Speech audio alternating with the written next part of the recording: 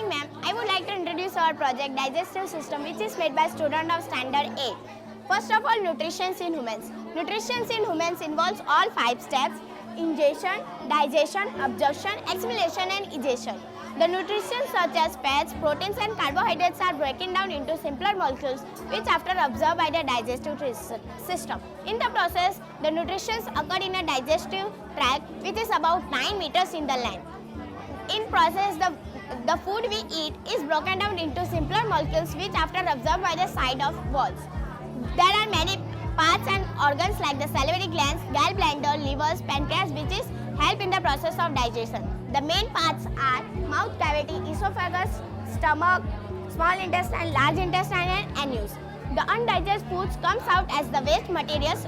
It involves many steps like ingestion, digestion, absorption, assimilation, and egestion.